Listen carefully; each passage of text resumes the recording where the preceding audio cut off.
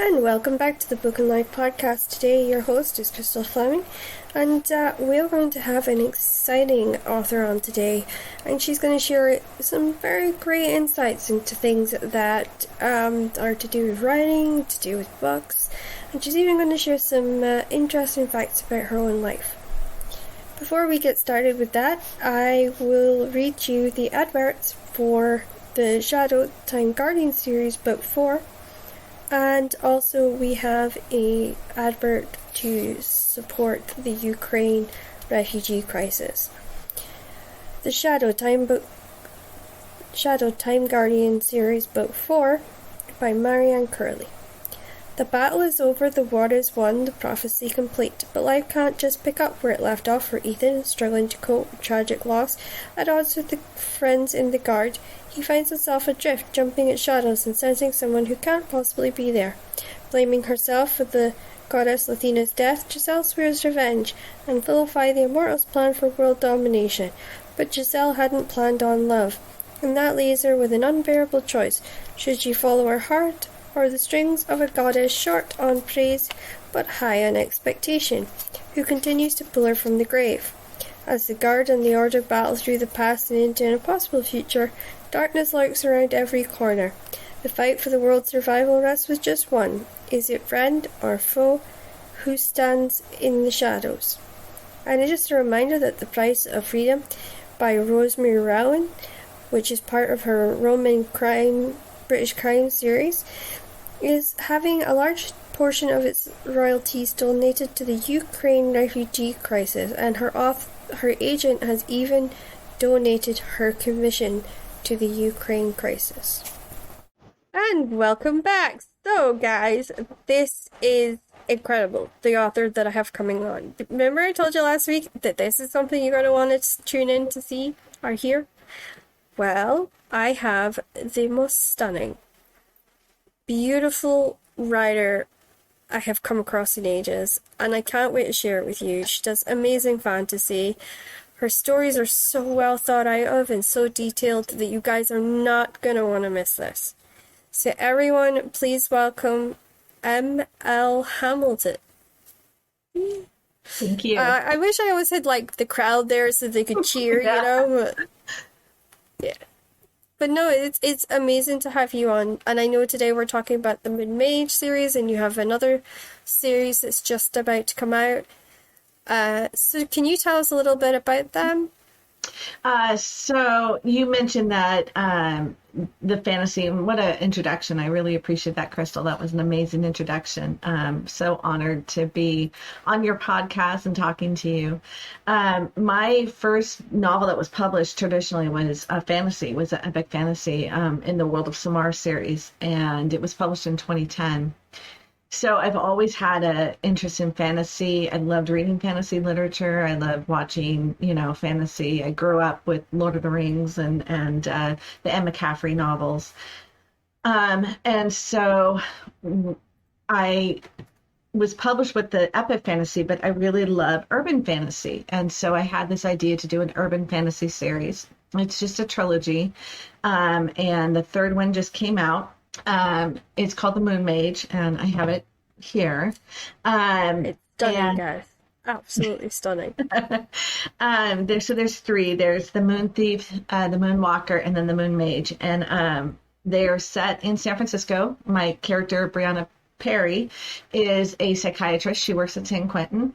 And then she has her own practice on the side. And through a series of weird circumstances, she is in a car accident, and a man appears in her hospital room and asks her if she wants to live. And when she says yes, all kinds of things happen, and I don't want to give anything away, but it becomes quite an adventure for Brianna, and her having to come to grips with the fact that her life is no longer the same. And the culmination is this final book where she finally comes to an understanding that sometimes you have to accept that not everything is going to be the way that you had hoped or believed it was going to be, but that you can still have a meaningful, happy life.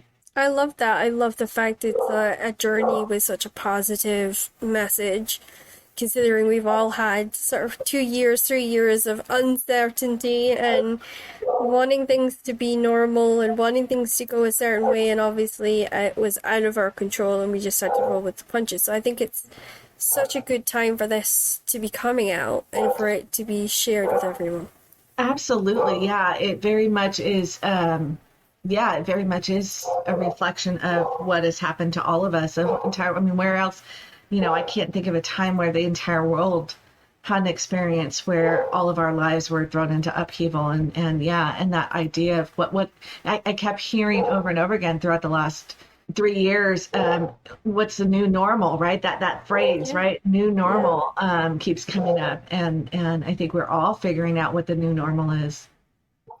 Yeah, and it's, to have a book where you're escaping into a fantasy world, but I call it accidental learning because you are learning through the book about maybe how to change your own perspective on things and your own ideas on things and, learn to roll with punches. But I think your message expands further than that because you could argue that it's going to be really helpful to people who maybe just been diagnosed with a long-term illness, who maybe have just gained a disability and they've had this this idea of what a normal life would be like, and now their life isn't normal and they don't know how it's ever going to be normal again. And your book would really, your series would really help them kind of come to terms with that, but in a way that's not making them face it, head on.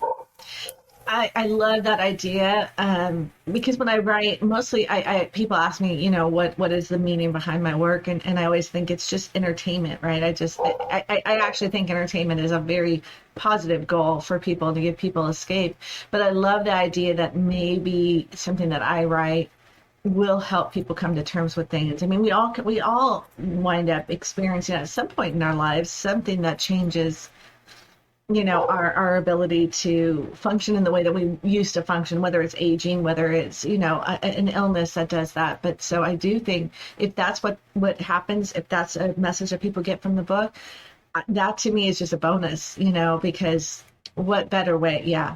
I think that's, an incredible series. And I know that there's a lot of people I'll be recommending it to because if you can find something like that, it does help a lot of people.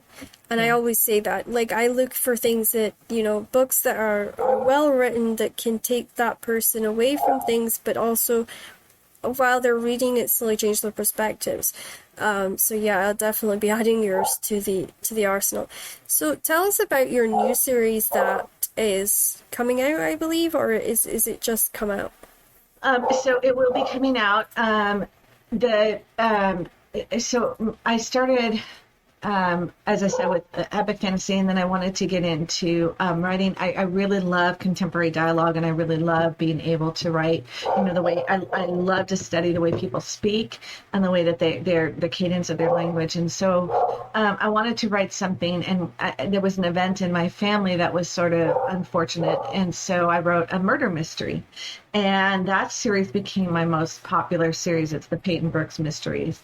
And I had intended for there to be 7 books in that series. And then I was going to stop it because I feel like often, I'm sorry, my dog is barking like a lunatic in the background. It's okay. We all have dogs and cats. It's the life of a Zoom, I'm afraid. Yes, it really is. This is the morning barks. So she barks at everybody as they go by. Anyway, so I had written the first 7 of the series, and I believe that often if people don't know when to end strong, and so my goal has always been to end before people are tired of what I do, and so I would plan to end it, and then I got so many responses from readers that were like, "Please don't end this series." So I had her move to the FBI. And she was doing traveling. So she got to travel wherever I got to travel. And so I had 11 books in that series. And then I thought, well, I'm going to end it now. And then I got so many people writing me saying, please, please don't end it. And I thought, well, I don't know where to go from here. And then I found out that the American FBI has a database. And they have a bunch of cases in the database that you can go and you can find out all of the information about these cases that they've released. And one I decided was to do hate crimes, because that's an area that I feel personally is um, particularly heinous. And so I thought it would be nice to have her move into a hate crimes division. And so that's the new one that will be coming out when this podcast airs, is the hate crimes, Peyton Brooks hate crimes division. And so she'll be moving into a leadership role with the FBI and taking on hate crimes. That sounds amazing, and it's such a lovely feeling to have when, somebody writes to you and says, "Oh my God, this, I love this series, I love this character, I want to know where she's going, I want to know what she's going to do next." That is, I always say, the most special response you can get from readers. And I always encourage people, I'm like, if you really like it, but send the author a note and let them know what you love. That's such an important thing, Crystal, because there's been so many things. In the first series, a character, I had always intended that the character was going to have a tragic ending. And my readers wrote so many emails and messages on Facebook and everywhere that they could message me, please do not kill off this character. And so it saved that character's life. And so, I do hear what people say, and it does have an influence on me, because absolutely, I agree. The most flattering compliment you could possibly get is that somebody wants more. That's super exciting. Yeah, and I think that's the incredible part, is that wanting to have that more kind of situation. And I myself, I mean, I've had people who's come to book signings and says things like that and said, "Oh my God, you can't stop the series just because you're moving out of this publisher." And I'm like, "Oh, until I find a new one, technically it's not going anywhere." So like, I always kind of felt guilty about that. And I think, but talking to them meant so much to me, because here was other people that were as excited about this character as I was. And it's just the best kind of conversations you can have, I think. It really is. I don't know if you've had this conversation, but I've had people come up and say, "Well, this doesn't seem like, whatever character it is. This doesn't seem like something Peyton would do." And I always think, but I made Peyton up, but they have a personal relationship. That this person has become a real person to them. And how exciting is that? I mean, that's just, to me, when they suddenly see this as a real person, then I've done my job. I've done the right thing. I've made that person come alive. And that's so gratifying to hear readers talk about that. Yeah, I mean, me and my Joe, we were doing sort of a podcast. Well, I think it was a BBC kind of interview thing. And a caller had phoned in and said, "Oh, Layla's definitely my sister, and I'm definitely Marie." And they were sort of really kind of trying to take on those personalities, and they dyed their hair, and they were, wearing clothes that they thought that they would wear. And I'm thinking, just, whoa, like, here's characters that I dreamt up with my friends years ago when I was a kid, and now to hear this generation's excited about it, and they're wearing the clothes, and they're doing the dances, and they're pushing for this. That to me was, I was just totally incredible. So it was for me, yeah. So what would you say inspired that series? Both the Mage series and your Peyton one. So the Moonlight trilogy, I wanted to do something a little bit lighter. When I do the murder mysteries, I always try and buffer them with something fun for me. So the murder mysteries are intense. It's intense research. It's intense with writing about murder. It's not my my favorite thing. And so they're super intense, and I feel exhausted after I write one. And so I always like something kind of fun to buffer it with, and that keeps me motivated to keep writing. And so I wanted to do something where I could have fun with it, make it a little bit lighter, and just play with this idea of what if somebody altered the very essence of who you are, on a genetic level, on a DNA level, and what would you do? How would you cope with that? And so it was something where, and it allowed me to be, to play with humor. Humor to me is probably one of the more difficult things to write. It's very easy to write It's very pathos. hard. Yeah, but to write humor, it has to land, and you don't know that when you're writing because the reader, you don't have a dialogue with the reader Exactly. directly. And so that was why I wrote that one. I just wanted something light and fun, and to be able to play with humor, and to be able to play with this whole idea of just speculation, right? I mean, we all have these things that we speculate. With the murder mysteries, there was an incident in my family where somebody died unexpectedly. And because the person died in the hospital, there was no autopsy done. And in America, if somebody dies in the hospital, you don't have to have an autopsy. But it was very suspicious, because there was nothing wrong with this person prior to going into the hospital, and then the death was so sudden, and they really couldn't figure out what was the cause of it. And the person had her cremated before her children could even come out to say goodbye. So Right. I got to thinking, like, how could you accomplish something like this without there being any question about what happened? And so that sparked the first of the murder mysteries. And then I got kind of fascinated by a murder mystery is a very different kind of plot from a fantasy, where a murder mystery, you have to lay the groundwork really early on. And so it was really fascinating for me to be able to write that, because it was so different than writing a fantasy where, a fantasy is pretty much a travel log of where your characters are going, where with a murder mystery, you've got to give the clues, because the ultimate goal is that your reader will eventually figure it out. Yeah. I think I think if you're writing murder mysteries, I mean, I worked with somebody on a murder mystery. It is like walking through sludge was Yes. the best way of putting it. Yeah. Because you're listening to true crime podcasts, you're listening Right. to, unsolved murders, Yes. and all this sort of stuff, and it gets really hard going, and you think, The dark place What? to go to. yeah, like what am I doing here? This is too much. This is too crazy. And I think that doing that and then going and writing humor, it keeps you sane, for one. It's like I call it a palate cleanser, right? It's like, Yeah. I'm wallowing the most darkest corners of the human mind, and then to be able to write humor, it's a kind of a palate cleanser. It allows you to kind of get out of that darkness and Yeah. see the light again. Yeah.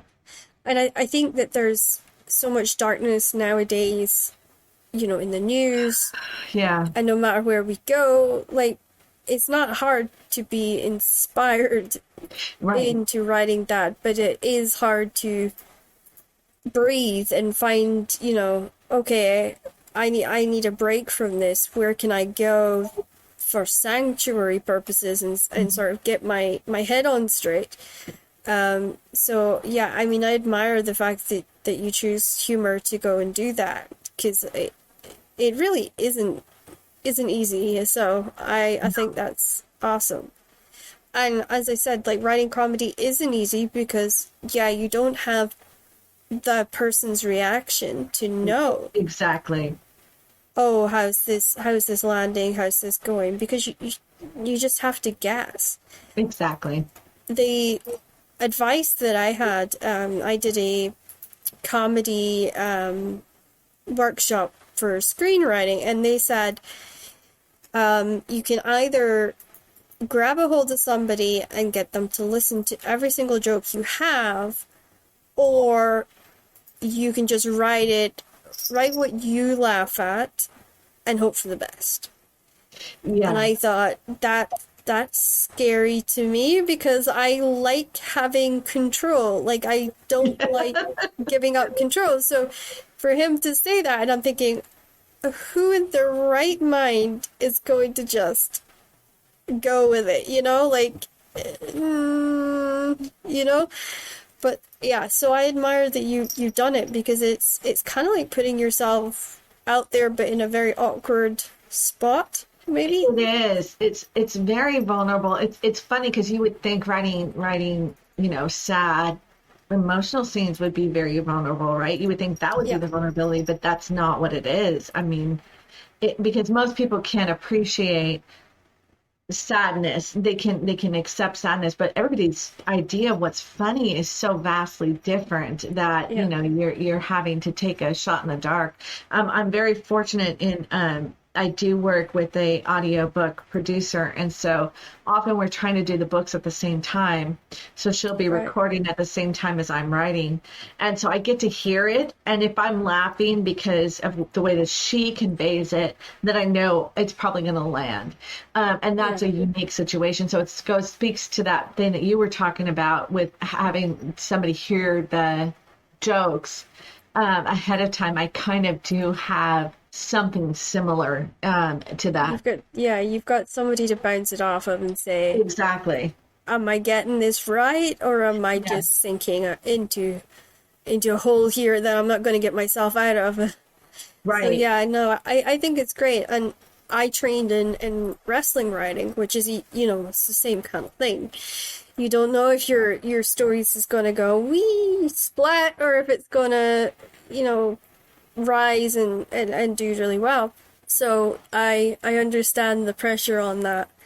Well, even Um, writing in itself is vulnerable, isn't it? I mean, the first yeah, time you let anybody read anything you write, this is something you created, and letting somebody, which, was a very difficult thing for me to do. When I first started, for years, I wouldn't let anybody read anything that I wrote because it was such a vulnerability. And so even that is so difficult to let people, first of all, read what you wrote in the first place, regardless of what it is you're writing, because you're so vulnerable. yeah, and I would agree with that.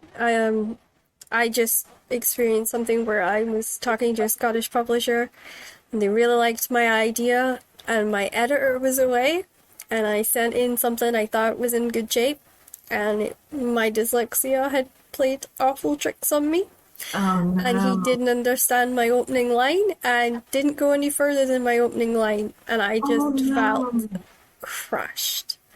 Oh I my was God. like, oh, so, I know that if I edit it and maybe like, because she's not back till September, so that's where I'm screwed. But if I can find an editor and get them to do that one chapter for me, then maybe I can get him to read the rest. And he said the same. He's like, I love the idea, I love the concept, but I know, like, with the dyslexia, a lot of the time I get shot in the foot. Yeah. Oh my You know, goodness. Yeah, I hadn't thought about that, but that is, yeah. I'm just that's a one different kind of line. vulnerability, I suppose. Well, no, it's still vulnerability, right? Because they didn't see you for just a simple thing that could be easily fixed. Yeah, yeah. And the fact that he didn't read any further than the Yeah, opening one line. line. My goodness, you can't get anything off of one line. Yeah. So I was just like deflated. That's But terrible. I'll keep going. I keep trying, and I'll find other places, and Boy, that's isn't my that thing. isn't that the truth though with writing? It's you get used to the rejection Yeah. the yeah, you I do. just I just simply, like, if I get a rejection, I figure out, okay, is this a rejection, but I can re-edit Yeah, and resubmit, or is this just a rejection and that's it? yeah, So yeah, I hold on to the hope that I can edit and then send it back to them and say, yeah. I'm very sorry, but could you take a second look and see? Um, but that's the life of a writer sometimes, I think. Well, it is. I mean, it's the, I mean, it's the focusing on the 1 star review versus the 5 star, right? I mean, you Yep. could have 100 5 star reviews and somebody gives you that 1 star and then you just obsess over that 1 star, like, what did I do wrong? And it's you have to learn that that's just part and parcel of being a writer. I also think it's a bit disheartening when you're putting stuff out there too, and you get don't didn't finish for really peculiar reasons, Yeah. and you're just like, hmm. did they focus on my peculiar reason? Like, Yeah. Yeah. you know? So, like, I get the vulnerability, and I love it when I see writers who are attempting to break out, even though, like, the odds have been stacked a little bit against them. You know, Yeah. I cheer them on because I'm like, those are the ones that are going through the harder stages. So, you Absolutely. know, like, go you. So moving into the book portion of the podcast, what book would you say that you've read most recently that stuck with you the most? Such a good question. I teach, so and I there's books that I read every year, and the funny thing about the books is I see something new in each one of them. And so the one that comes to mind right away is I just finished the school year with Macbeth, Shakespeare's Macbeth, and Yeah.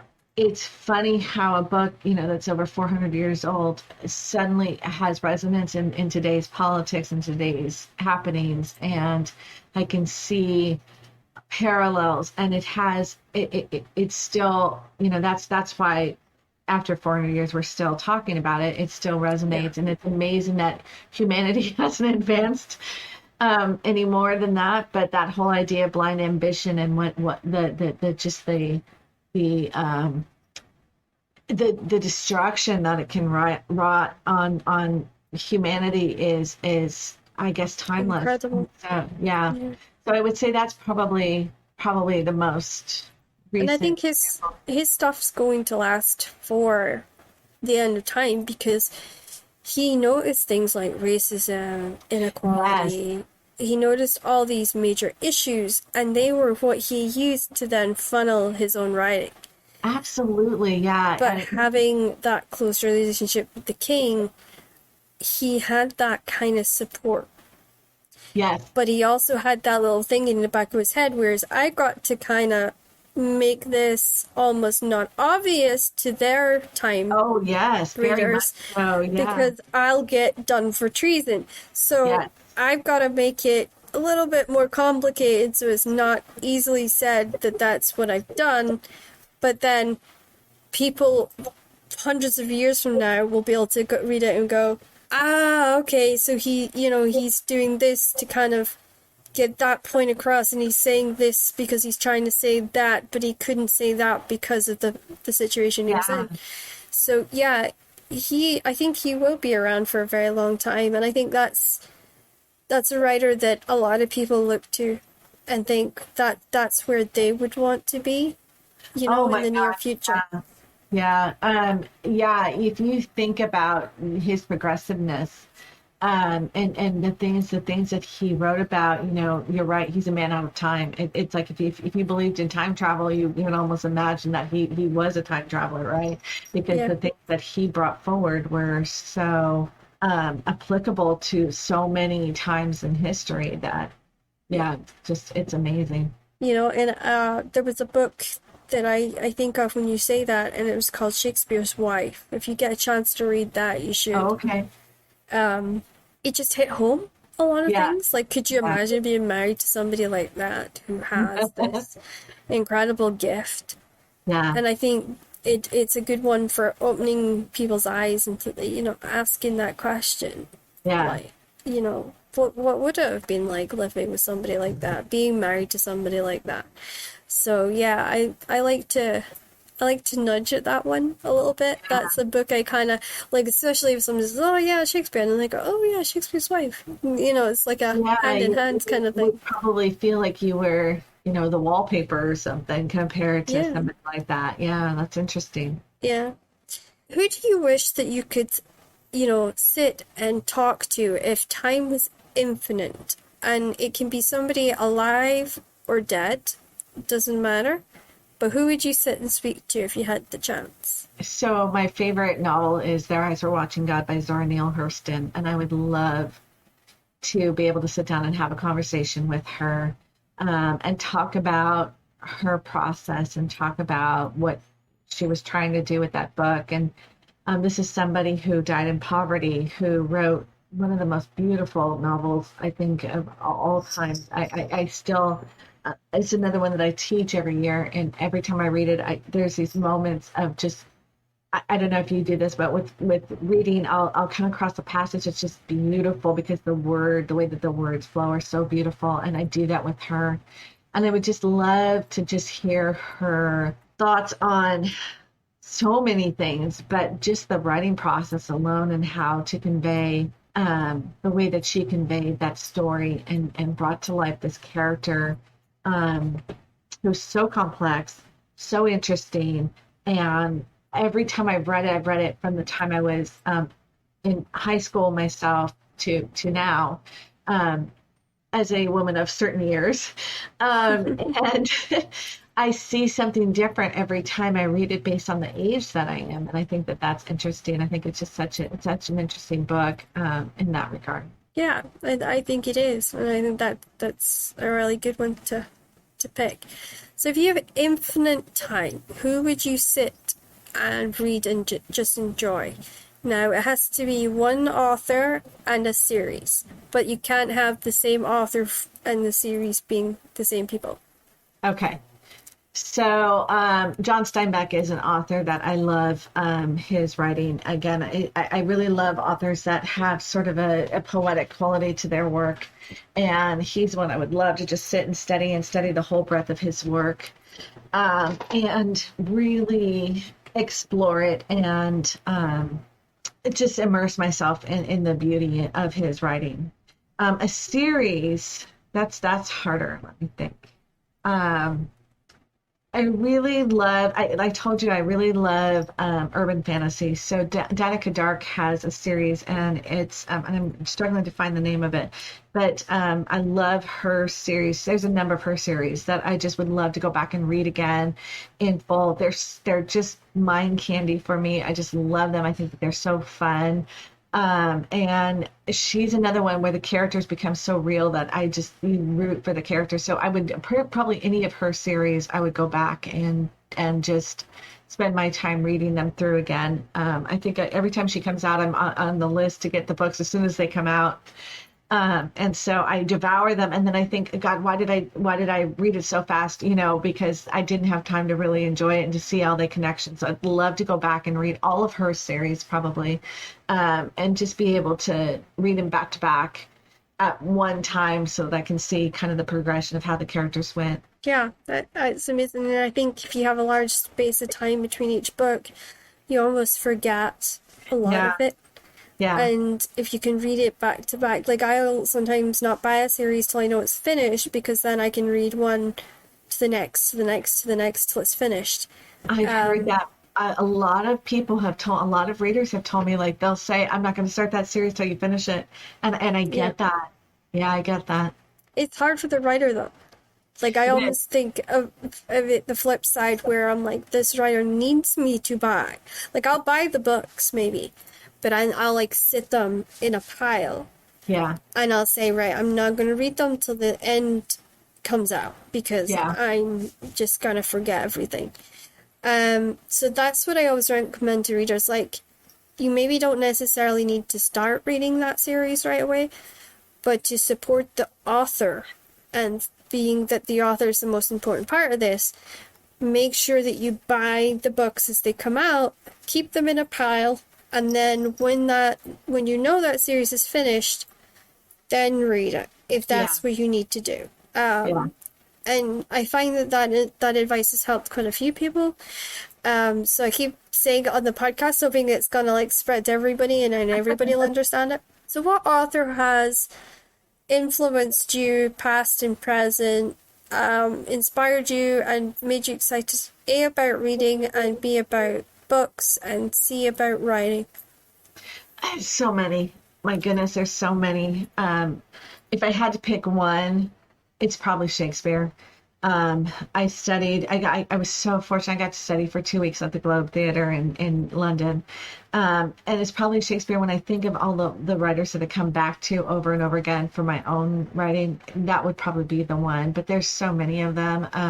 I just did a list for another group where they asked me to pick 5 novels, and there was Shakespeare was among them, and then, like I said, Steinbeck. I took a Hemingway course in college, that was fascinating. We read so much. We read almost all of Hemingway, and contrasting him with Steinbeck, because the two of them always get paired together because they were both writing at the Yeah. same time. They were um, both Nobel Prize winners, both Pulitzer Prize winners. And so often they get paired together, and they're so divergent in their styles. So as a writer, I Mhm. like to read their stuff because it kind of informs my own writing style. And I think that to be a writer, you have to be a reader. And I think you have to read a lot of different things. So I pretty much will pick up anything and read it.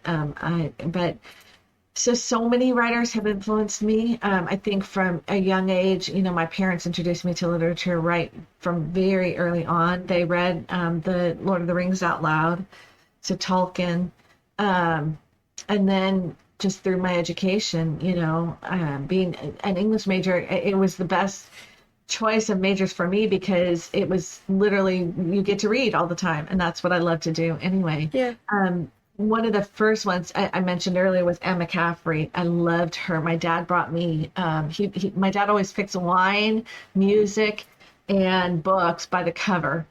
And he brought me Anne McCaffrey because he thought the cover was beautiful, and that just set up I mean, I just devoured those books. So I think all of those authors had an influence on both my reading and my writing.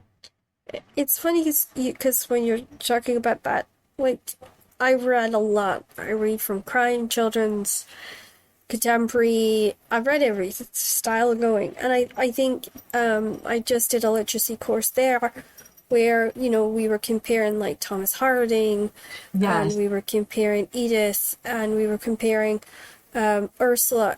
So we were yes, sitting and we were pulling apart all these books, and I thought, this is incredible. But as someone with dyslexia, it is the hardest course to do, an English course, because if you're missing years of grammar and you're missing years of the early English education, you are pretty much kneecapped. yes, So for me, like, because I have huge gaps in my education, it was really hard for me. And I yeah, wanted it to be my favorite course because I wanted to sit and read all the time. But I discovered that it was harder for me. It took me longer to read than other people, and they didn't give me enough time between yeah, books. yeah, So I struggled. I really struggled. I passed it, and I was so glad I passed that module. But it was probably by the skin of my teeth, to be honest. But it was great because I got to enjoy really great things.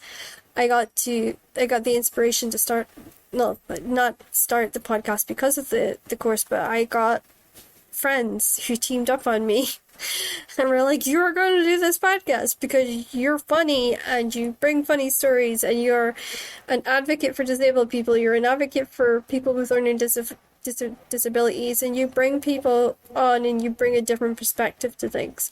Plus, you're always excited about reading and about books. And I always say that to like anyone who's dyslexic: read. Don't care what it is, just read, because you are going to improve your skills. You will absolutely. eventually learn the grammar through reading, and that'll stick. And that's important. And that when I started doing that at 16, because it wasn't until I was at college that I met an English teacher who told me that. And that's what I started to do. And I was a huge fan of Catherine Cookson, who's also dyslexic. And if you read her stuff, she writes the way she talks. And, if you want somebody who's got such beautiful imagery Yeah, and use of words, she's your girl. Like, yeah, it is, she takes blue collar workers and she shines a light on what their lives are actually like. And she said, she was one of the first British novelists to tackle racism head on and didn't sugarcoat it. yeah, She tackled women's domestic violence head on. She tackled inequality head on. She tackled what vulnerable people were being taken advantage of. yeah, And how that was happening and how people have sort of vulnerabilities were taken advantage, like, what it felt like for them. Right. So she really created stuff that she either had witnessed or she had grown up around. And she'd started off as a servant in a house cleaning. Really? Yeah. And she wrote every night. She would go up to her servants' quarters and she would write like a crazy woman because she wouldn't want to forget anything. Yeah. If you're wanting specific titles to read, I always say Hamilton is a good book that she did. The other one is around Tower, Colorblind, and I would say the Malin Streak is another really good one because that looks at like generational like she didn't know anything about psychopaths or Yeah. those kind of things, but it highlights sort of these neurotic people and how they behave and how privilege sometimes corrodes and corrupts people. Yeah. And she was really big on that. So Yeah. I love sharing, like when people talk about really old, good English writers, she's like one of the ones I bring up and say, yeah, have you tried her? Read her. You might learn something from her. So She's incredible. do you listen to audiobooks? Do you do audiobooks? I do, yeah. I've only just started. I'm only on my second one now. So yeah.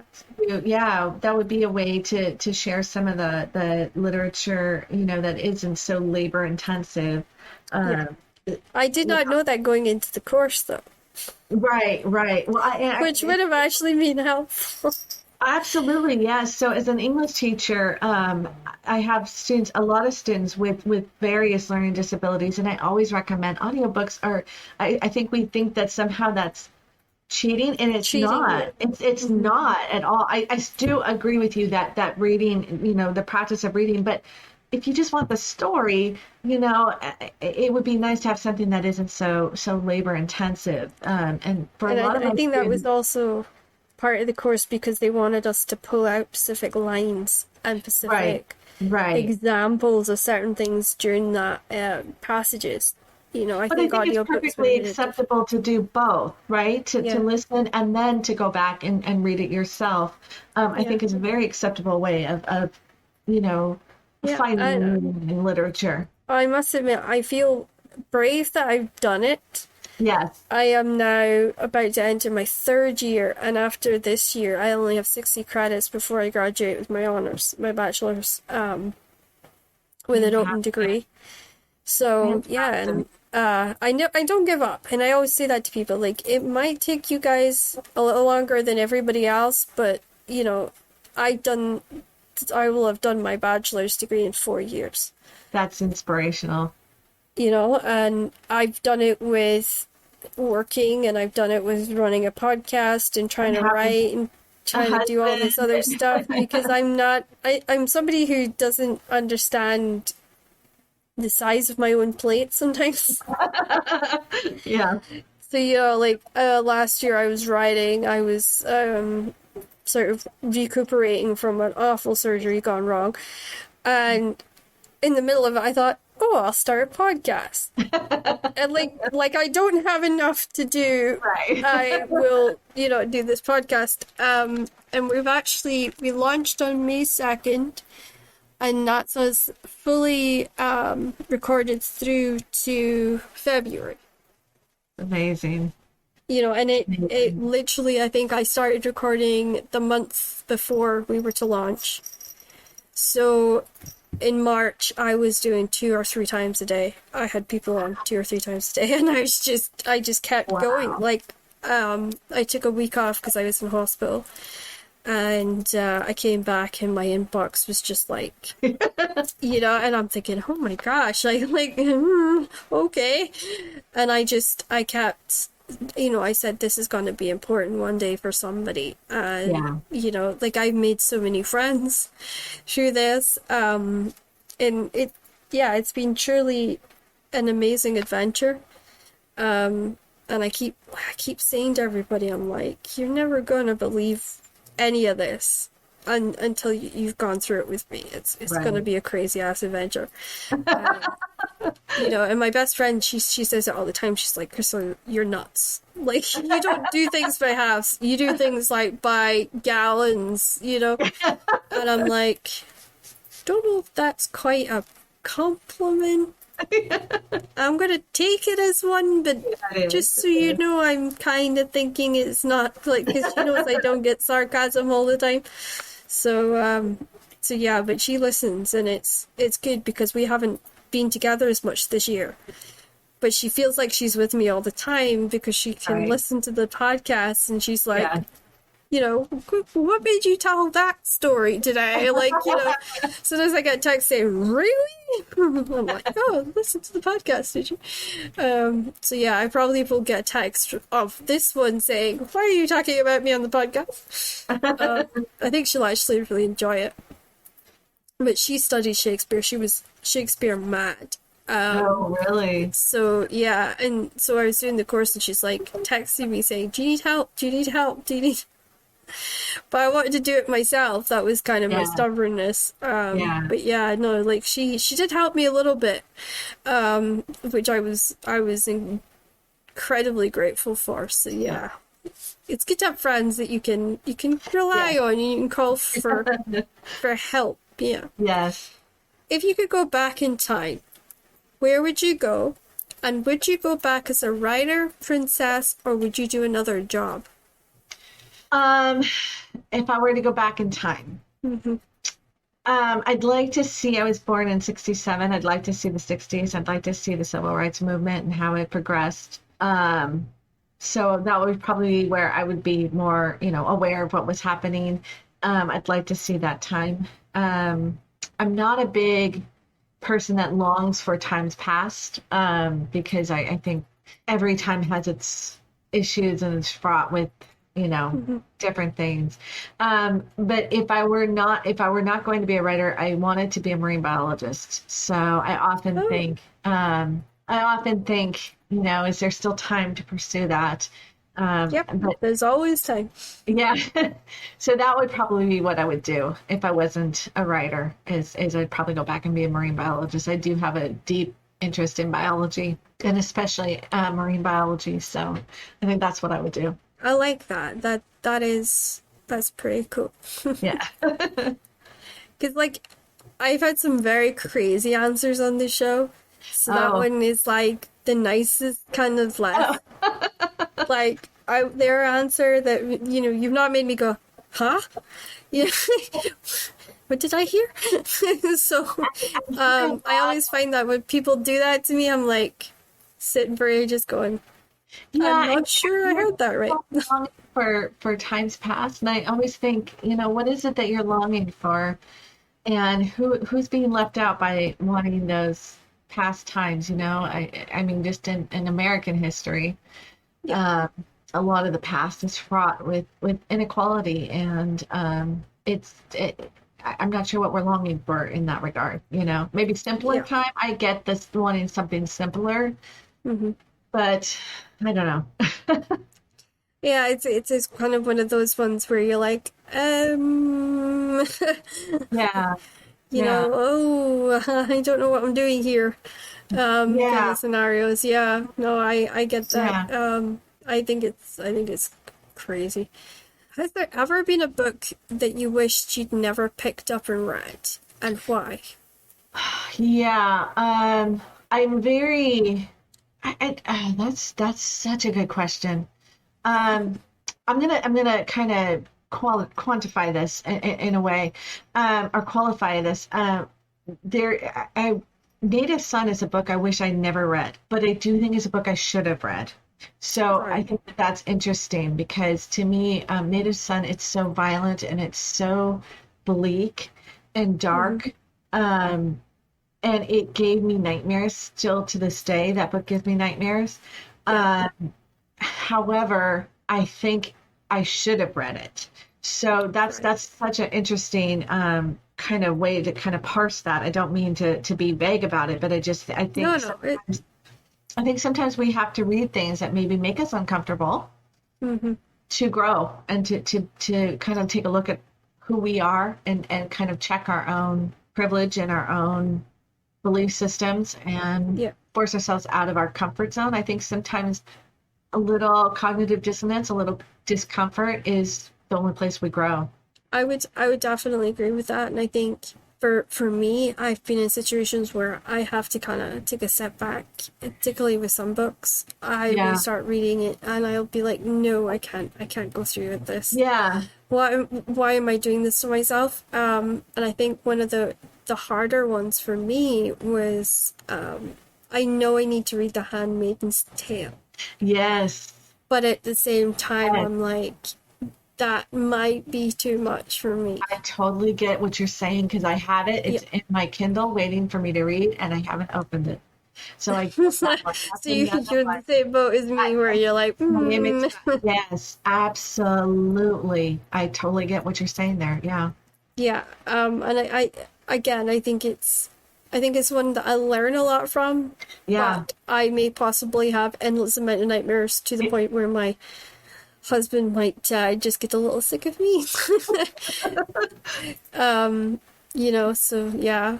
And also I'm not very good with things that jump out at me. So Yeah. I think if it's something like that, I may be running and hiding.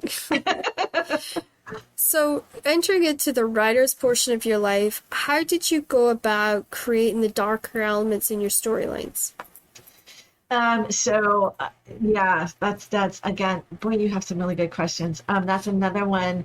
I use real cases because otherwise it's the only way that I can go to the darkness that I need to go to. And so I always use real cases for that because it's hard. And I always try to find the humanity. I don't love the big bad. I don't love the Yeah. villain for the sake of being a villain. I love villains that have, even if I think I've mentioned this before on other interviews. I think of Thanos of the MCU, where this is a villain that you can almost understand where he's coming from. Not that he's right, but you can see where he's coming from, and that's what I like. And so I always look for cases where there's some ambiguity about maybe the motive. Not that the motive for murder is ever right, but No. where it's not just I don't like your stereotypical mustache twirling evil guy tying damsels to the train tracks, but so that's what when I go to the dark places I go, where I can have some understanding of why somebody made a horrific choice. Like I said, that may be a very thin reason, but I'd like to be able to try and find Understand it. something. Yeah, yeah, I think that's the same for me, and I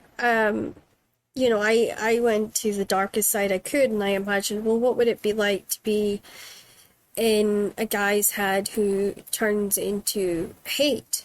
He gives into the hate, and he wants to destroy the world, and he essentially goes about doing it with an unknown person who's on the cyber side of things, and he's more the face of it, and he commits the murders and he does the bloodshed because he thinks that he will never be safe in the world unless he does this. That he got brought up in adoption. He got brought up in a house where he was treated like a servant, but he was actually the adopted son. And, it builds up inside of him to that point. And then on the flip side of that story, you've got the good, which is this girl who was the daughter of the librarians, and this guy killed her parents, and now she's the only person that can stop him, and he's still madly in love with her. And that kind of journey in herself of, I'm not sure how to be this superhero style character they want me to be. I'm just a girl who likes to read books. yeah. So you're getting a very kind of contrast between good and evil all the way through to the end. And then when she finally takes him down and they're loaded up into the helicopter and they're leaving, she has almost that sense of guilt. Yeah. That, why couldn't I save him? Why couldn't I stop this from claiming another life? It's like that kind of a shame guilt that I think any good guy hero has within themselves, because at the end of the day we're all human, and I think that was to Right. show that she's just human. Um, it is a book that has never been published. It's never found its publishing home, but it was a very incredible idea of, I would say, the battle between good and evil, like the battle between right and wrong, and how somebody can just end up going so wrong. It's so wrong with an understandable arc of where they got to that wrong. Yeah. Yeah, and Yeah. I kind of showed it from the streets of London, where he was this little boy who sees his mom get gunned down, Yeah. to, and his dad, who he knows is a really bad person, to, getting completely transported out of England and goes to Scotland, and then ends up as this adopted son, with parents that don't understand him or understand how Right. he was being raised or his culture or anything like that.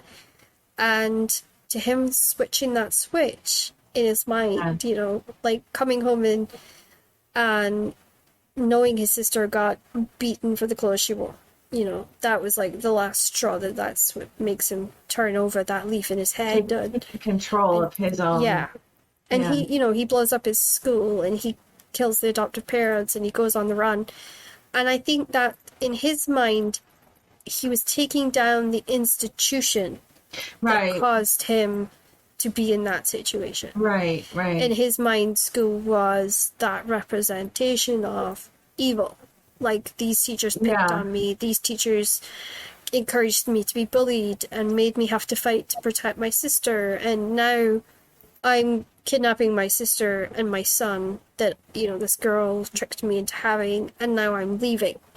And I'm going to take control of this world, and I'm going to force equality into it, in my way of thinking.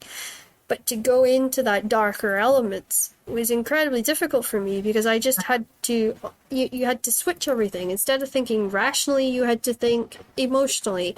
You had to Right. think, what's the most irrational thing to do in this situation that wouldn't make sense to the every normal day person, Right. but would make sense to somebody who's lost empathy and sympathy Yeah. and Yeah. all that kind of stuff. So yeah, it was, that journey for me was hard. So for you to do a crime series, do you know what I mean? It's the same kind of idea. You've got It's exactly the same. It's exactly Yeah. the same. Yeah, it is. It's going into that. You're right. I like the way you put that of going into the irrational response to an irrational situation, right? How yeah, yeah, I think sometimes as writers, we sometimes make it black and white because it's easier to write. But what I keep trying to encourage everyone to do is realize that actually life isn't just black and white. We have gray areas. And exactly. any good person, any law-abiding person can have a moment where they just lose control, Yeah, and they change their lives and the lives of their families forever. right, right. And that motivation, that fear is a motivating factor of trying to protect yourself and taking you to an unspeakable place. Yeah, it's So yeah. I try and like drop these little things because it helps all of us on our writing journeys, I suppose. It does. But it doesn't always work out well for me. But we'll see how this goes. What inspired you to pick the genres that you did for your writing? So, the fantasy, it was just, I always love fantasy. I love escapism. I love being Yeah. able to explore an idea that, is beyond the realm of possibility. I had a deep fascination for ESP, and I love the idea of telekinetics and stuff like that. And from the time I was a kid, I loved the Return to Witch Mountain kind of series, that those kinds of things where the kids had the power of telekinesis. And so I wanted to, that just was a natural progression of writing for me because that was what I enjoyed and it was escape. Writing the murder mysteries was nothing that I thought I would ever do. And it's so ironic to me that that's my most popular series because it seems so out of the norm. Yeah. And so what I wanted to do, and I feel like I hope I've achieved this. It feels I have based on the response I get, is that the characters are much more important than the murder.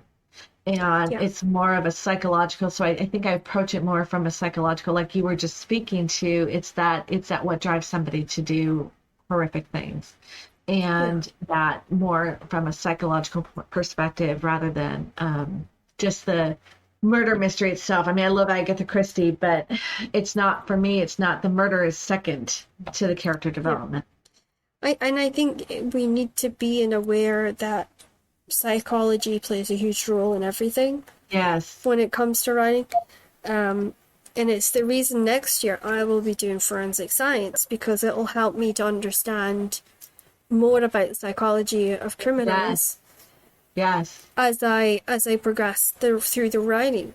Yeah. Because my choices is do advanced creative writing or do criminal psychology, and I'm thinking I don't know, but I probably will go with criminal I psychology. took I took it was a fascinating course. I took an abnormal psych class when I was at in college, Yeah. and I was just fascinated by it. I was interested in abnormal psychology, and so I took the course, and it was taught by a man who was completely blind, full Mhm. dark blind, and he would come in, and the way he taught, he was just the most fascinating professor I'd ever had. He'd climb into the middle of, he had this big desk in the front of the room, and he'd climb onto the middle of it, and he'd sit cross-legged, and he'd tell us stories, because he would go into he's sort of the inspiration for Brianna Perry in the Moonlight trilogy.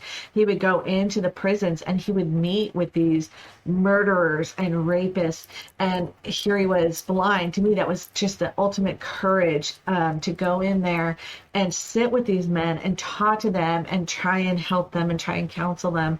And so the way that he taught us about the different mental illnesses is he would tell us stories. I mean, he would never give us names. He never ever revealed who these people were, but he would Yeah. tell us stories about them and what their motivation was. And it was the first course in college where I got an A, a straight A, and I always thought that said something about me. My first day was in abnormal psych, but it was Yeah. so fascinating to me. And I think a lot of it had to do with who he was, and he was so fascinating. He was such a dynamic person, but that whole, so I get the wanting to go into the forensic files, because it really is, it's an interesting, fascinating part of humanity. And it does tie, and it ties into every character. It doesn't just tie into writing crime, it ties into every area of writing, because even if you're writing just a simple romance, you need to understand the psyche of Yes. these characters you're creating and you're working with. So that's kind of part of the reason why I want to do it, is to Well, have that kind of much more next level understanding of how the psychological side of things works. isn't that what makes us human too, right? Yeah. It's the psychology of all of our experiences and everything that make us who we are. And so yeah, it really is that distinguishing characteristic. So when you're writing, is it like a movie in your head, or is it a jigsaw puzzle that you've got to put the pieces together? It's very much a movie. So that's yeah. So for a murder mystery, it's kind of is like a jigsaw puzzle. It's kind of pulling the different threads together to make a whole, um, tapestry, if you will.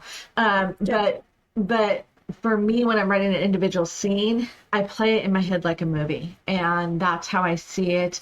When I write dialogue, I find myself, and this is gonna maybe sound insane to your listeners or your viewers, but I actually run the dialogue like I say it, because I can hear it then if I say it, so I can feel my mouth actually moving as I'm writing, because I'm actually rehearsing the dialogue out loud. Just to get that cadence of language and the way that people naturally speak, because we don't speak in complete sentences. We have very much audibles and pauses in weird places, and I like to try and convey that as much as possible on the page as I possibly can. So I would say probably both. It's a little bit of both, but definitely every scene is I run through my head like a movie. I think that, and that's kind of important too, because you're trying to connect into that character so that you get the words to be as beautifully done as possible. And I think that you achieve that with with talking it through and, Yeah. using that technique, Yeah.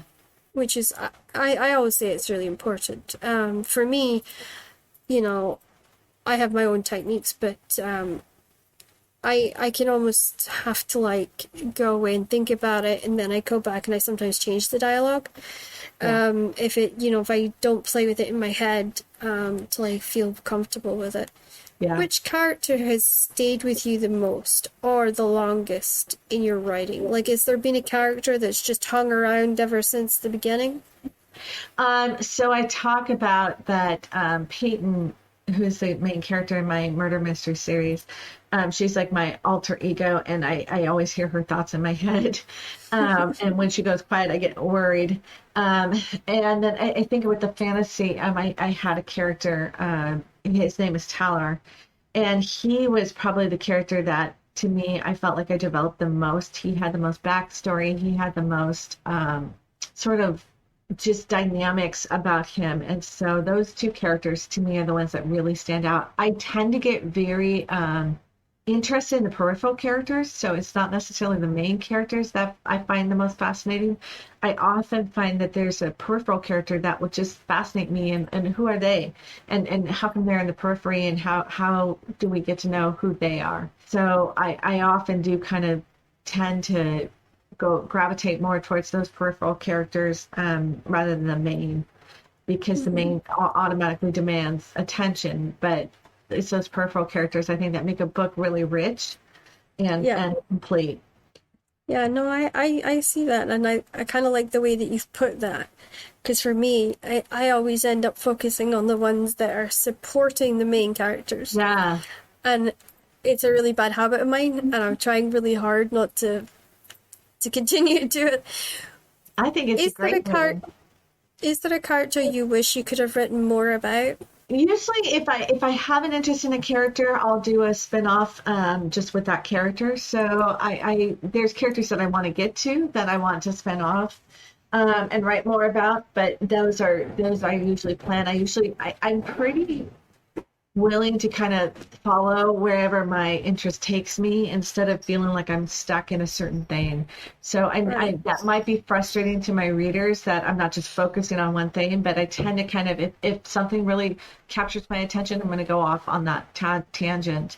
And I think it allows me to stay writing the series that are most popular because I allow myself to go. I did a whole series. I wanted to see if I could write a book a month, one book a month. And they're just novellas. And I wanted them all around the 12 women. And I wanted them to be all around this one character who dies of breast cancer. And they're all pivot around her story. And I wanted to see if I could do it. And so I wrote a newsletter to my readers, and I said, I know I'm going to depart. I'm going to leave the rest of the series that you guys are waiting for next books on, but I'd like you to just indulge me. I need a year just to pursue this and see where it's going. And so I did it, and it was a wonderful, I'll never do it again because it almost killed me, but it was a wonderful experience to see if I could do that. And I have to be honest, all of my readers were very supportive of it, and they let me have that year. So I'm very fortunate in that. Yeah, I mean, most people to do that it's so intense, and it drives you to almost insanity. And I know for me, like, I started off with shorter books, and now with the level of detail and the level of knowing the onion technique and knowing all these techniques, I can't do short books anymore. Yeah Because I need that time to build it in. Right. And info dumping is one of my weak points, so I try really hard not to do that now, and I try and break it up and space it out. But every character has a really struggles with that, though. Yeah, I don't know of an author that doesn't. No. We get sometimes caught up in thinking about a character, and we just dump maybe a good page or a half in about what they've experienced to that point, or we do a flashback. I think flashbacks was something we all had a terrible tendency to do. I love flashbacks. I love flashbacks, but my readers don't. Isn't that interesting? Yeah, I use flashbacks a lot because I love the ability to go back and give you some of that backstory that, doesn't pertain necessarily, but it's important because it's character development. If you could have one of your books or series made into a TV or a feature, which one would it be and why? So I did have somebody contact me. He does a series in Canada, and I'm blanking on the name of it. But he contacted me about turning Peyton Brooks into a series. We got through the initial talks of doing it, and then he backed out.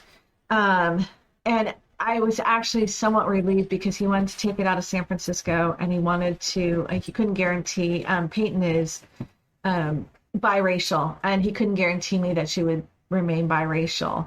And so that one I think would probably be the most successful because it would very easily, I think, transition onto making a series. So, yeah. Yeah, I think so. So Yeah. What techniques as an author have you found helpful, and which ones do you wish that you hadn't tried?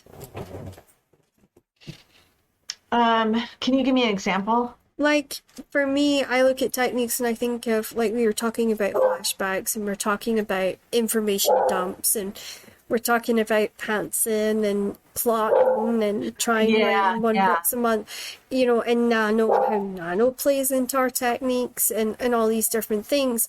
So for me, for instance, one of the techniques that's helpful for me is I plot, but I also have a separate notebook where I take in characters' facial features, hair color, eye color, so that I don't forget the name of the dog, or if somebody's pregnant, or if, somebody's had a car accident 5 years ago. Like, so I don't forget the details that I know the readers know. Perfect. So that's a technique I do. And some people say, oh, I like pantsing because, it just comes to me and I write it like that. And that's great. Fair enough. I can't pants. And, No, neither. it's my Achilles heel. No, I lost my notebook for the book that I'm currently writing, and I'm having to pants and plot at the same time. Oh, that would be a nightmare. Not easy. No. So yeah, those are techniques and stuff that that gives you a little insight of what mine are. But does that help you? Yeah, it does. So I definitely am not a pantser at all. I plot and I do exactly what you do. I take copious notes on the characters. I take copious notes on what they look like, their little little tidbits. Yeah, quirks. Exactly. I take copious notes. And I will go back and fill in notes, after I've done writing, just to make sure that I've got everything down. And I do plot. Pretty much any technique that I want to try, I'll try it out and see if it works. So you'll see some different techniques in each one of the books that I've tried. So I'm pretty willing to explore. I get some idea that I think, oh, that would be fun to try. I'm going to try that. And so I'll explore it and try it. And so far, I've been very lucky. Everybody's been receptive to it. But yeah, I agree with you. I am not I don't know how. And I don't know how, I struggle with, I've had people tell me they write murder mysteries as a pantser, and I struggle with that because you have to be so deliberate about where you, no idea how they do it. where you sprinkle the breadcrumbs. I just don't know how they can do that. So I think they make it up as they go along, to be honest. I think the way know. I think they're going to fill in the clues. We had a writer on, I think, a couple of weeks ago, and she said, she doesn't know who the murderer is until the end. And she goes, and when she's written it, she'll go back and she'll read and she'll check to see if there is breadcrumbs along the way. But to her, breadcrumbs don't matter.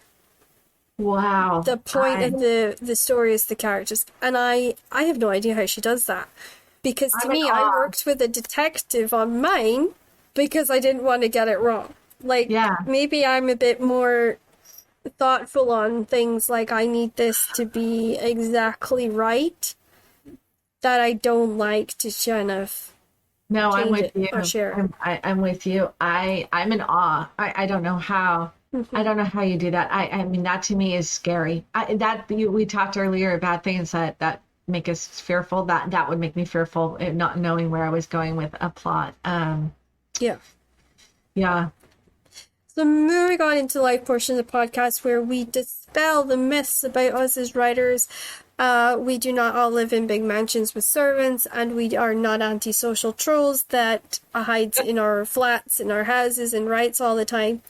We go shopping and we take the kids to school and we do all these normal everyday things. So what is the first thing that you do when you want to distress from life, editing, and writing? I love to, I love to go for a walk and take the dogs out and go for a walk and just get out and just let, might clear my head, and the physical movement helps. Swim. I like to swim with the dogs. I'm fortunate enough to have a pool, and so I have 2 golden retrievers, and they love to swim. So we'll spend some time out at the pool, anything like that. I love baseball, so I will turn on the baseball game and just listen to it while I'm cooking or doing something else. That kind of just it's just such a different, divergent task that it kind of forces me out of my stress mode, or forces me out of my own head a little bit, where I can just do any physical activity really helps to kind of get you out of your yeah. So anything like that is kind of where I like to do things to de-stress and to. So what hobbies do you enjoy, and are there ones you wish you could explore? I love travel, and I haven't been able to travel very much lately. Obviously, the pandemic curtailed that, and then life gets in the way. So I do love to travel. So I would really like to get back to traveling and exploring some new places. And I love to, one thing that people probably don't know is I love to make candles. So to me, that's just it's that physical, creative side coming out in a different way entirely. And I've often thought, if I had the time, I like doing crafts of any kind, but I've often thought, if I had the time, I'd like to maybe, I don't think I have any inclination towards music, but I have a piano, and I'd love to just learn to tinker on the piano if I had time. So I would love to explore that. As hopefully as I quit teaching, I would be able to try some different things, but that's one I'd like to just see. I don't believe that I have any musical talent, but until you try. You never know until you try. Yeah. Exactly. I can't read music. It's something I learned about my dyslexia. It totally kills my ability to read and understand music. So I know I don't. So yeah, but I get your thing about candle making and how it takes you out and makes it different.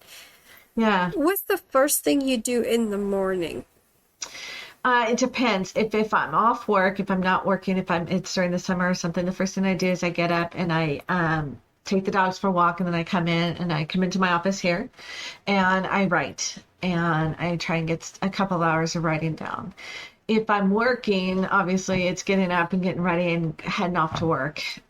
So it's a completely different environment. But I really enjoy the times where I can have more of a leisurely. I'm much more able to write in the morning. I don't know if you find there's a certain time of day where it's better for you, but writing in the morning, to me, where my brain is fresh, is really the best for creating. When I'm tired, editing is good. So when I'm feeling kind of grumpy and tired at the end of the day, then I can really edit, because I feel like I'm harsher on myself than I am in the morning. Yeah, I'm a bit the same. Like, if I'm sort of afternoon, I'll sit and I'll write. Maybe catch up with friends in the morning. I might check the emails, deal with emails in the morning, because I never know what's going to be sitting in my emails when I get up. So I will just deal with whatever is there, and then once all of that's cleared, then I can get into writing. And then it's kind of like, I don't eat lunch sometimes. Sometimes I get too caught up and I forget. So I'll have like a big dinner at night, like 5-ish, 6 o'clock I make something, and then I start getting ready for writing in bed, because I do copious notes in bed, because that's when I watch TV with my husband and we just chill out, we relax for the day. and usually that's it. But if I'm editing, sometimes I catch myself, I'll read for a couple of hours in bed, I'll edit in bed for a couple of hours, but I can't sit at the moment. I can't sit for too long to edit because I get too much eye strain. Oh, yeah. So I'm actually going to get an eye test for that. And hopefully that'll help and I can spend more time editing at the computer. But that's something I've struggled with for the last sort of 14 years. Thinking it was just my dyslexia, but it could actually just be eye strain. Yeah. So yeah, but no, that's kind of what it is for me, and it's what helps me kind of get going. Yeah. What dream have you yet to achieve that you long to? Oh, that's a good one. Boy, that's a good one. I don't know. I mean, if you're talking professionally, I guess I would love to see. I got the chance. I wrote a screenplay, a very short screenplay, and we turned it into a short movie. And I got to see that up on the screen. I got to see people's reactions in real time, and that was just incredible. So I'd probably like to do that again on a bigger scale. Yeah. But probably also just personally, I just want to be able to see more places and experience more different cultures. So I think that's a dream. I really would like to get out and travel some more. Yeah, no, I get that because like there's times where, like there's things I am desperate to do. Like I would like to see the podcast take off or Yeah. my writing to take off and me to get into a position where I can just write Yeah.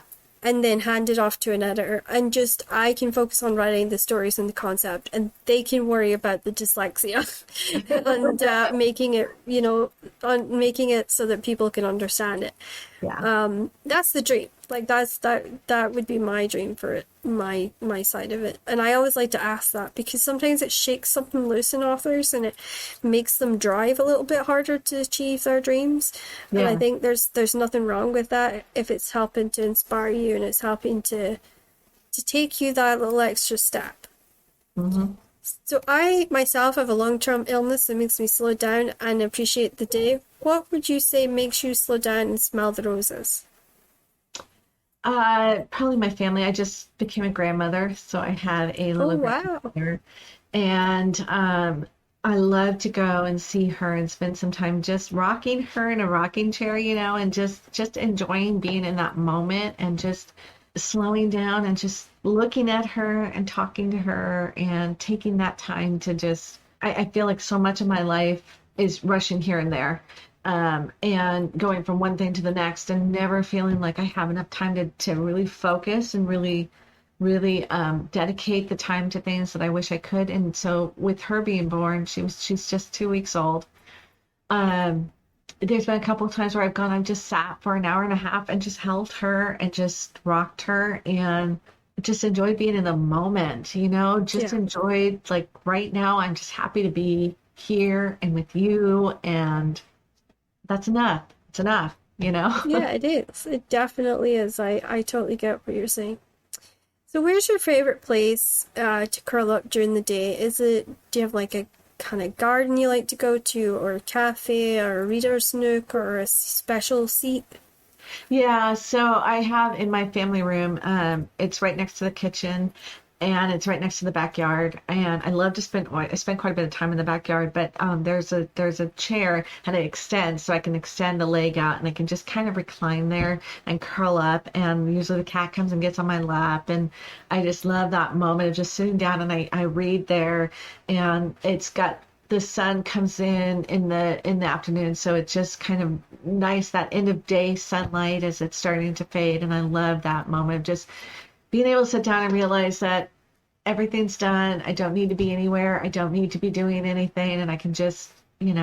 And if I want Relax to go and sit enjoy. outside, I can go sit outside or whatever. But it's right. Everything's kind of in that conjunction in the house. So now on to the last but not least, and it's always our most funnest part of the podcast, the word game. Yes, So if I this can is when, remember novel titles, that's what we're. yeah. So this is when we match words from my ideal place of meeting you in an ideal world to the list of words that I'm going to give you. And of Okay. course, your theme was a high tea English tea room where we just indulge in cakes and we're all there for some sort of writing related thing. So I love that. we will start with your first word, which is chocolate. Chocolate. So come up with a book, right? Yep. Book. So Whatever book that comes to your mind Water for first. Chocolate comes to mind. That's such a fun book because it's got the it's magical realism, and it's got the recipes at the start of every chapter. Oh, that's kind of cool. Yeah, What about caramel? caramel. I used to read these, and I can't remember the name of them. That they were by Cleo Coyle. They were copybooks, and she always Oh, talked about making caramel. So probably well, the that's cool. What about Butterfingers? Butterfingers. Wow, I'm drawing a blank. See that for me ties in with Leslie Pierce. And I can't remember the title of the book right now, but Leslie Pierce has this great way of whenever there's like people gathering for coffee, she has some sort of nice, delicate, like nice treat Oh, on her okay. plate. So I always think of that like when it comes to her. Okay. All right. Okay. What about custard creams? Custard creams. I read, which I don't know why this just came to my mind, but I read something about the Guernsey something society, and they would like, get together for a book group, and it was during the war, and so Yeah, that comes to mind. There must have been something in there about custard creams. it is a very English biscuit, so I'll give it Yeah. that. What Yeah. about cheesecake? Cheesecake. Um, cheesecake. I just read a book recently. I'm trying to think of what the name of it is. So this is where I knew I would be bad at this. It was You're actually about doing a lot better than most. I usually have a list of titles on hand in case people get stuck. an interesting book, and I haven't finished it yet. But it's about it's set in an abortion clinic, ironically. And one of the scenes they go and they have cheesecake. So that's what that Oh, comes to mind. I'm trying to think okay. what the book is. It's sitting by my spot outside in the living room right now. I know that feeling. What about cookies? Cookies. Give a mouse a cookie. I used to love to read that to my sons when they were growing up, and so it's something that I definitely will bring to my granddaughters. So I love that little story. I think that's such a cute story. Yeah, it is. And cinnamon swirls. Cinnamon swirls. That brings to mind, and I know this wasn't part of it, but my own book, that I do a cozy mystery series, and the main character's, she's one of the baristas. She makes cinnamon breadsticks with cinnamon swirls. That's her claim to fame, is that everybody wants to come and get her cinnamon breadsticks. Oh, okay. And last but not least, coffee. Coffee. There's so many books where coffee is so important in the book. But again, I go back to that Cleo Coyle series, and I love those books. They were all set in her coffee shop, and she went into great detail about sourcing the beans and all of that stuff and roasting them. The things I never even thought about went all into making coffee. And they were all cute titles. They were all coffee related titles, and they were really clever, punny titles that she had for I her like coffee that. series. Yeah, and it's a light, cozy read and just fun, just not Well, deep. that's the end of our podcast. You have survived to the end. It has been an absolute honor having you. And when your next What a series comes out or pleasure. your next book comes out, please email me so we can have you back on. Thank We you. will then talk more about the book in question, and you don't have to do the get to know the listeners part. And we can talk a little bit more about writing styles and tips and tricks that you've picked up along the way. So everyone, you'll want to stay with us for next week because we've got another amazing author coming in, and I'm sure they're going to have some incredibly crazy insights. So make sure you stop by next week, and that's all for the Book in Life podcast.